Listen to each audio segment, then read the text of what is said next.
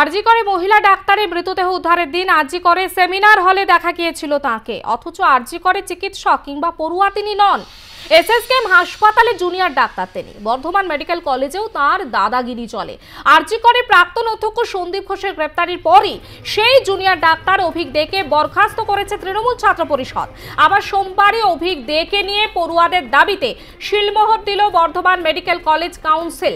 সিদ্ধান্ত নেওয়া হলো বর্ধমান মেডিকেল কলেজে ঢুকতে দেওয়া হবে না এসএসকেএমের এই জুনিয়র ডাক্তারকে।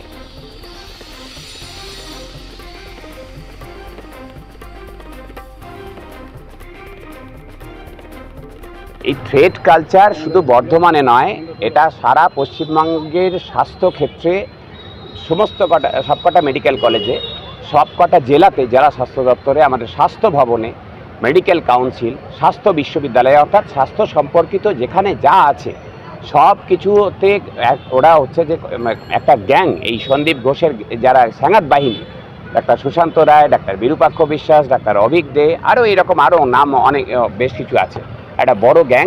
তারা হচ্ছে সিন্ডিকেট রাজ কায়েম করেছে এবং তাদের কাজই হচ্ছে যে জুনিয়র ছাত্র যারা, তাদেরকে ফেল করানোর ভয় দেখানো, যে টাকা পয়সা তোলা ইত্যাদি সময় মতো না দিলে তাদের ফেল করানো হবে। যারা জুনিয়র ইন্টার্ন তাদেরকে ভয় দেখানো যে হাউস স্টাফশিপ তারা পাবে না, হাউস স্টাফশিপের জন্য তারা টাকা পাবে, এবং হচ্ছে যে স্বাস্থ্য ভবন থেকে এমন একটা অর্ডার করে নিয়ে আসে তারা, যে যাতে তাদের তোলাবাজি করতে সুবিধা হয়। আবার হচ্ছে যে যারা সিনিয়র ডাক্তার তাদেরকে বদলির হুমকি দেখায়, পয়সা দিলে, ওদেরকে তোলা দিলে তারা পছন্দের জায়গায় বদলি হবেন, আর ওদেরকে যারা তোলা দেবে না তাদের হচ্ছে দূরবর্তী জায়গায় বারংবার তাদেরকে হচ্ছে যে বদলি করা হবে। এই একটা পরিবেশ সৃষ্টি করেছে, এটা সবাই জানেন। রাজ্যের প্রশাসনের সর্বোচ্চ মহলে আমরা একাধিকবার জানিয়েছি, কেউ কোনো বিহিত করেননি। আজকে সেই ক্ষোভ, পুঞ্জীভূত ক্ষোভ, সেটা ফেটে বেরোচ্ছে সবকটা মেডিকেল কলেজে, ছাত্র, জুনিয়র ডাক্তার, সিনিয়র ডাক্তার সবার মধ্যে দিয়ে। এই থ্রেট কালচারের অবসান হচ্ছে যে এবার হওয়াই তো উচিত। চূড়ান্ত অনৈতিক একটি ছেলে, তাকে চিকিৎসক বলতেও আমাদের লজ্জা করে। কে অভিজ্ঞ? কে সে?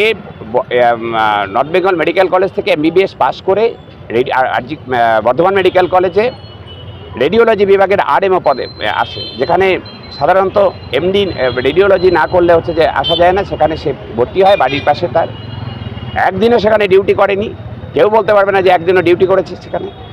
এবং তারপরে 23 সালে যখন হচ্ছে যে কোভিডের কোথাও কিছু নেই, তখন হচ্ছে কোভিডের ডিউটি অনাময় হাসপাতালে সে করছে বলে দেখিয়ে তাকে কোভিডের কোটাতে পোস্ট গ্র্যাজুয়েশন পাইয়ে দেওয়া হয়। এখানকার তদানীন্তন প্রিন্সিপাল তিনি সেটা করেন, আর অভিক তাকে তার প্রভাব খাটিয়ে, রাজনৈতিক প্রভাব খাটিয়ে ওই প্রিন্সিপালকে স্বাস্থ্য ভবনের উচ্চ পদে বসান।